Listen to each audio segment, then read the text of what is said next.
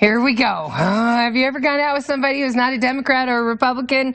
They think the opposite of what you think. Even though we're in the presidential election year, politics and finding love can be tricky, but apparently it can work when people have different views. I really can't wait to talk about this. Local professional matchmaker Rachel Hartman from It's Just Lunch. Good to see you, my dear. Hi, Thanks Rachel. so much for having me. I have to say, I've seen, now Twitter can be a pretty nasty place anyway, but I've seen so many comments this year about, thought he was a great guy, then I saw his Trump bumper sticker, or the opposite, right? Where, like, it's not just a deal breaker, it's a, like, ooh, gross. Right. Is that pretty common? I mean, it's become pretty polarizing. Well, political views are all over right now. It's on the TV, on the media, on people's lawns, like you mentioned. It's hard to run away from. So it is something that we're seeing more often in those must-have or deal-breaker lists with my clients at It's Just Lunch.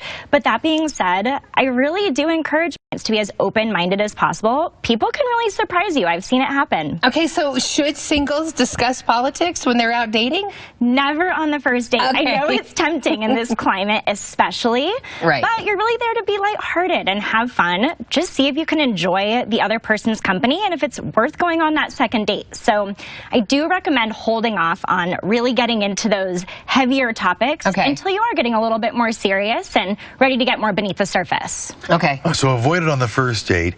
How about once it does come out, maybe you're kind of liking somebody and politics comes up, it's only natural among friends anyway, to debate and to argue. Should you try to change the person's mind, or what are you thinking? Are you, come on, and get into a big debate about the political view? Well, it's such an emotional hot button subject, so it's easy to just get really passionate about what you're talking about there.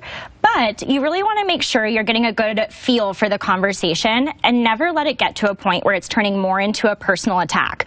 When it is getting a little bit too heated, it's okay to just shelf it and say, let's agree to disagree. Okay, right. Oh, you know what that's code for? What? We're never going out again. Ever again. Let's just agree to disagree. Not necessarily. We're just going to agree to disagree. But you know what? There was a guy that I dated once, and I kept saying, oh, that's not something, and I would push it aside. And then finally, I just had to be honest with the fact that I couldn't date somebody like that. Right, and you do need to be true to yourself. I think it's fantastic to explore those opportunities. Never sell yourself short of that. But if you're getting to the point where it's far enough along and you feel in your gut that it's just not going to work, know when to say when. But when you are upfront about those potential deal breakers in the beginning, it can avoid some of the hurt feelings in the long run. But you've seen clients who've actually found a match, even though one's you know, a diehard Republican and one's a old school Democrat? Well, like I said, people really can surprise you there. So sometimes those really glowing traits just overshadow some of the other discrepancies you may have in viewpoints. Yeah, like they only have to fight once every 4 years, technically. The rest of the time, they just don't talk about it. Well, there are elections every year. I know, that's why I said the rest of the time, they just don't talk about it. You go vote, but it seems to get real heated with the big presidential one. You know, I would do it like Kathy's house. What? Your opinion goes. Right? Oh, you could do it that way. You say, she always says JJ has every right to her opinion. Like, Good it's stuff. really, it's actually like a sign in the kitchen.